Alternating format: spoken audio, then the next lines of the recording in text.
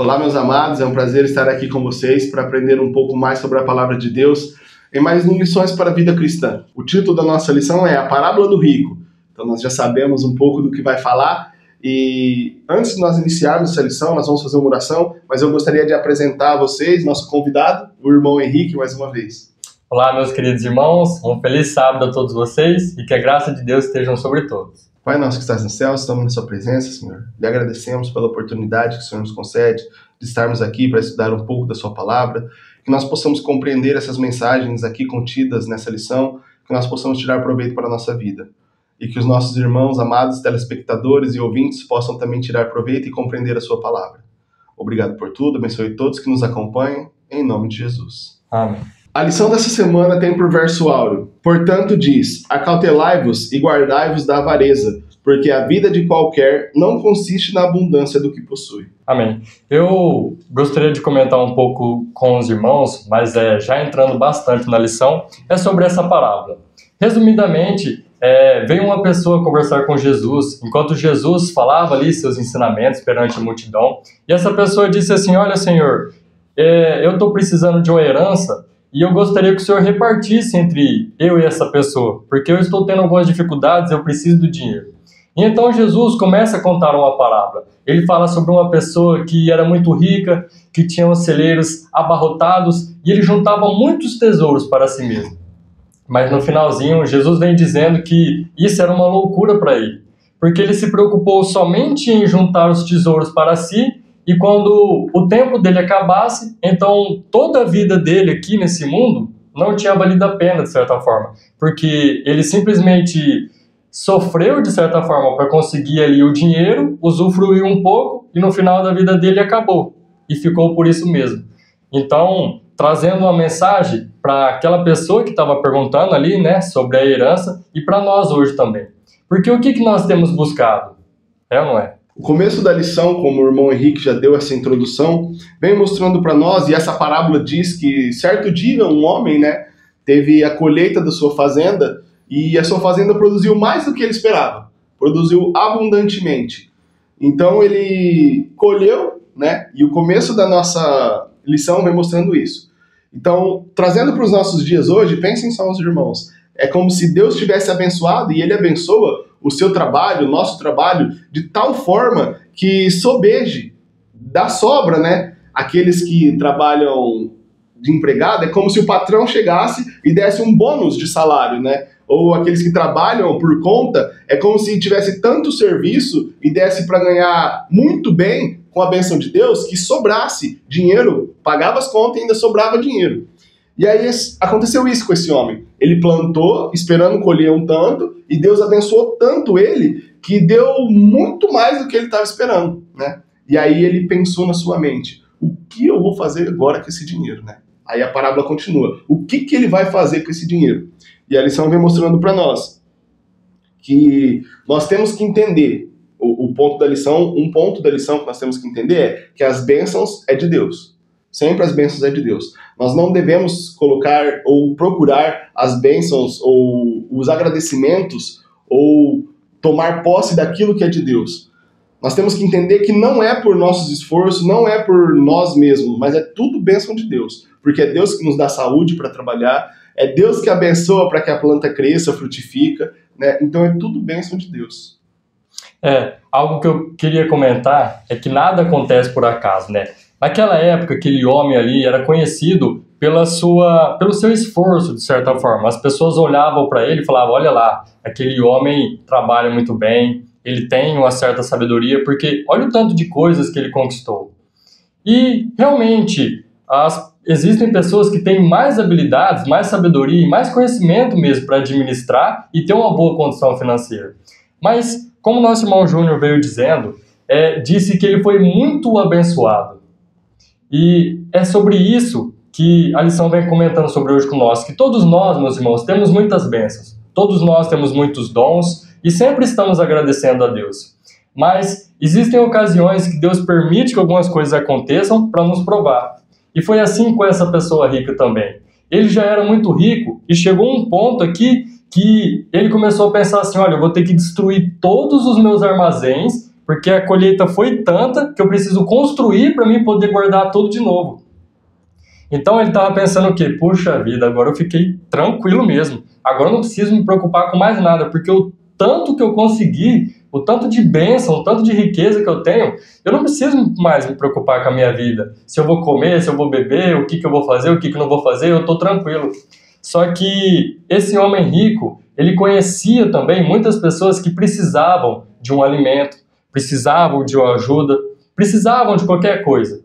Só que ele não pensou em nenhuma delas. Por isso que todas as bênçãos são de Deus. Nada é nosso. E aqui Deus provou ele. Mesmo com tantas bênçãos, ele não pensou em nenhuma pessoa necessitada. Ele pensou somente em si mesmo. E é aí que está a raiz de todos os males. Um ponto interessante que a lição traz para nós, que não foi comentado ainda, é que esse homem, Deus abençoou ele de tal forma que o irmão Henrique disse que ele teve que destruir os celeiros que ele tinha e fazer celeiros maior, né? É como assim, você ganhou tanto dinheiro que você tem que guardar tudo no banco, mas é muito dinheiro para guardar numa conta só, você tem que abrir outra conta e guardar. Só que o problema é que foi levado até esse homem algumas questões. Parábolas de Jesus, um pedaço do livro Parábolas de Jesus, diz assim: a situação do pobre, do órfão, da viúva, do enfermo, do aflito, foi trazido à atenção desse rico. Então algumas pessoas, vendo que ele sobejou o que ele esperava, né? Ele ganhou mais do que ele esperava, foi levado até ele. A situação do pobre, do órfão, da viúva, né? Do enfermo. Então assim, pessoas necessitadas, as pessoas levaram até ele situações de pessoas necessitadas. E ele tinha como ajudar, né? Ele já era rico por si. E ainda Deus tinha abençoado ele de tal forma que tinha sobrado, ele tinha mais do que ele esperava. Então a lição traz para nós que se Deus abençoa nós dessa forma financeiramente, não é para nós juntarmos no celeiro, guardar ou fazer celeiro maior. Se Deus abençoa nós de tal forma que sobeja, que sobra, ou até mesmo quando não sobra, mas Deus abençoa, nós devemos ajudar quem precisa. Porque é essa forma de Deus nos provar. Deus concede dinheiro, concede bênçãos para ver se nós vamos ser fiel ao mordomo dele. Porque nós não somos o dono do ouro e da prata. Nós somos só aquele que cuida e administra para Deus. E Deus quer ver se nós vamos ser bons administradores ou mal administradores. Aonde está o nosso amor? Se é no nosso irmão que está passando necessidade ou se é no dinheiro que eu estou ganhando, né? Essa que é um ponto importante. Eu queria aproveitar e trazer uma lição para todos nós, comparar com a história. A gente conhece muito a história de Jó, né? Um homem muito rico. E eu queria falar assim para os irmãos e para nós mesmo, né? Até para mim, que Deus, ele nos abençoa grandemente. Mas qual que é a maior riqueza que Deus pode nos dar? É o conhecimento. Está escrito na palavra de Deus: e conhecereis a verdade, e a verdade vos libertará. Então, o nosso conhecimento, o saber que Jesus morreu por nós e que agora nós temos a salvação, crendo nele, é algo que ninguém pode tirar da gente. E se nós formos fiéis, nós teremos essa recompensa, independente das circunstâncias. Se nós formos fiéis e fizermos o que Deus disser, teremos então a nossa recompensa. E aqui com esse homem, ele tinha muitas bênçãos, ele tinha ali, de certa forma, o favor de Deus. As pessoas podiam olhar para ele e falar assim: olha, ele trabalhou honestamente, ele conseguiu esse dinheiro, ele é esforçado, Deus realmente abençoa ele. Mas se Deus tirasse tudo isso dele, porque assim como Deus pode dar, Deus também pode tirar, porque tudo é dele. Mas se Deus tirasse então as bênçãos dele ali, o que sobraria? Comparando agora com a história de Jó. Jó era um homem muito rico ali também na sua época e também tinha muita sabedoria e muito conhecimento. E chegou um momento que Deus provou ele. E aí, nós conhecemos a história. Jó, ele permaneceu o quê? Permaneceu firme. Porque o maior tesouro de Jó era conhecer a Deus, era saber as verdades. Tanto é que depois da prova, ele foi abençoado novamente. E isso não mudou o jeito dele levar a vida dele. Interessante que a lição traz para nós é que Deus abençoou esse homem porque ele estava procurando. Não foi que Deus escolheu aleatoriamente alguém e falou assim: não, vou abençoar. Então entendam, se nós ficarmos parados, nós não vamos receber bênção de Deus. Por que Deus abençoou aquele homem? Porque ele tinha plantado, ele trabalhava na sua plantação, ele cuidava da sua plantação, então Deus abençoou. Não é como se nós fosse ficar parado, sentado na cadeira, né? vai pro sítio, fica sentado na cadeira e fica lá esperando Deus abençoar. Deus vai me abençoar, que vai aparecer uma plantação do nada e vai produzir. Não. Deus vai abençoar como? Se você estiver trabalhando. Então, se você buscar conhecimento, Deus vai te abençoar com o quê? Conhecimento. Se você trabalhar, Deus vai te abençoar no seu trabalho. E às vezes de uma forma que nós não entendemos, porque Deus prova-nos também, né? Deus nos dá aprovação. Outro ponto interessante que a lição traz para nós é que na continuação dessa parábola nós citamos o verso 1, né? E o verso 2, salvo engano, que foi que ele plantou e sobrou, né? Deus abençoou o que sobrou, e aí com essa sobra ele foi, destruiu o celeiro e fez um celeiro maior.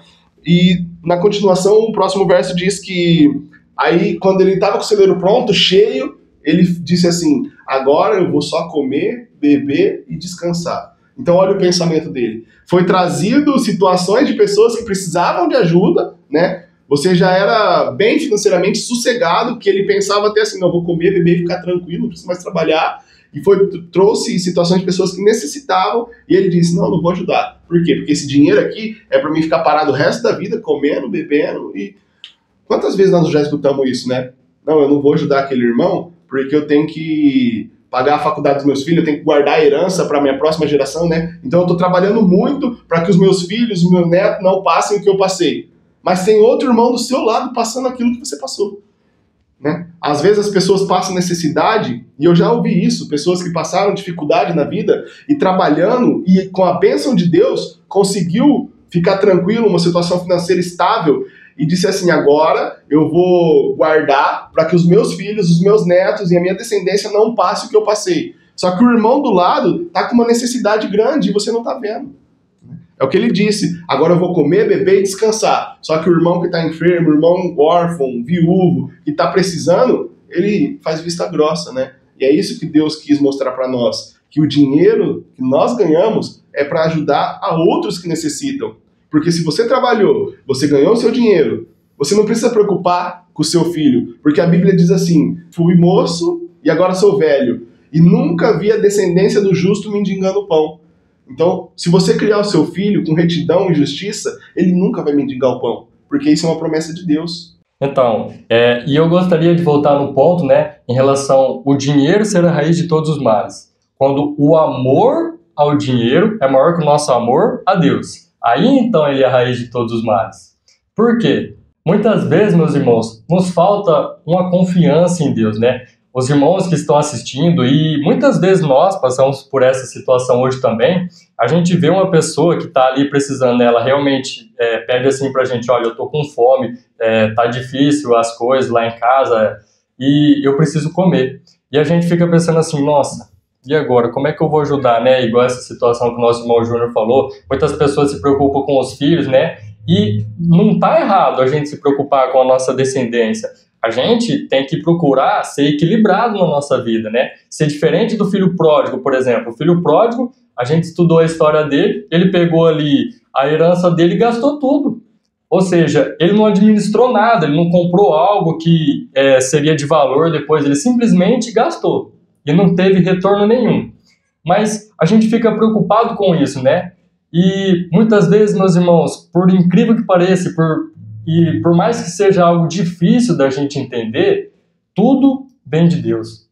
O dinheiro que nós temos hoje vem de Deus. Então, às vezes, a gente pensa assim, não, mas se eu dar, por exemplo, esse 10 reais, esse 20 reais, ou essa cesta básica hoje para ele, vai me faltar amanhã. Como é que eu vou comprar um óleo para casa, um sal depois? E a gente se esquece que é Deus que nos abençoa, que é Deus que nos dá o dinheiro. Simplesmente pode acontecer de aparecer uma promoção, a gente receber um bônus, simplesmente porque é Deus que nos dá o dinheiro. Então, meus irmãos, realmente é algo muito difícil. E devemos pedir a Deus sabedoria, para que a gente não venha ter amor ao dinheiro, mas sim amor a Deus. Porque está escrito também, né? Buscar em primeiro lugar o seu reino e a sua justiça, e todas as outras coisas vos serão acrescentadas. É igual a história da mulher que Elias foi pedir o pão, né? Era o último fermento, a última farinha que ela tinha, né? E ela teve fé em Deus. Ela fez o pão, deu pro profeta, e Deus multiplicou, que ela e o filho dela comeu o período de fome inteiro, né? Ia ser o último pão que eles iam fazer, provavelmente ia perecer de fome, mas por confiar em Deus, Deus multiplicou. Então nós não sabemos como Deus vai agir na nossa vida. Nós temos que ter fé que se nós estivermos fazendo a vontade dele, ele vai agir. Irmãos, e essa história que o nosso irmão Júnior acabou de comentar, nossa, eu fiquei emocionado com isso, meu coração se fica quente, né? Porque, irmãos, realmente é algo incrível. O que aquela mulher ali passou, meus irmãos, se fosse com nós hoje, confesso para os irmãos, é muito difícil. Tanto na situação dela, porque a gente falar é muito fácil. Para nós que estamos sentadinhos aqui, a barriga cheia, bem vestido, conversando com os irmãos, né? A gente está tranquilo, a gente não está preocupado. Mas no momento da dificuldade, realmente, meus irmãos, é necessário muita confiança em Deus. É necessário que a gente confie muito em Deus. É necessário que a gente realmente acredite que Ele é o nosso Criador e o nosso Salvador. E que por meio dele, todas as coisas foram feitas. Porque o caso dessa mulher é incrível. Ela tinha um filho, o filho dela estava com fome, e aquele profeta chegou lá e falou assim, olha, eu quero comida. Aí ela falou assim, não, mas eu tenho o meu filho, é o último alimento.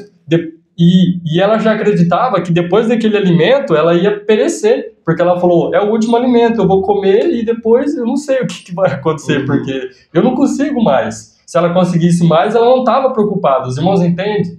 Se ela conseguisse ter mais condições de ter mais alimento, de ter algum dinheiro para comprar um alimento, ela não estaria preocupada, ela simplesmente faria comida ali para o profeta e ficaria tranquila.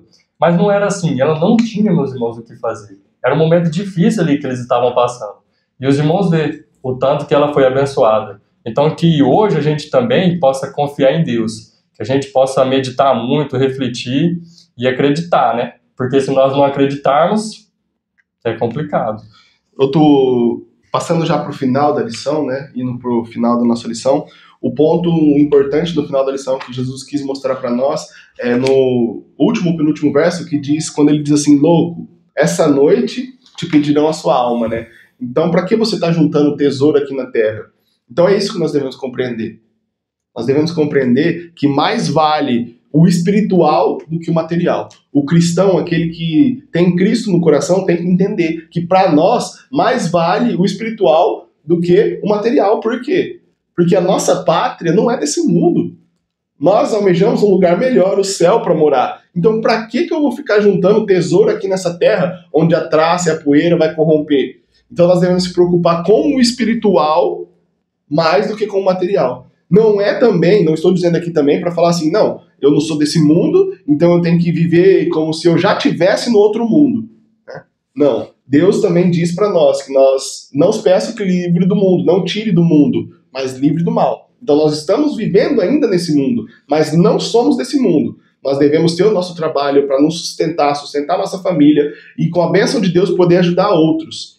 Mas nós devemos ter em primeiro lugar na nossa vida o espiritual, porque é isso que Jesus quis dizer, que a qualquer momento Jesus pode passar no nosso caso e essa noite pedirão a nossa alma. E do que vai valer aquilo que nós juntamos aqui nessa terra?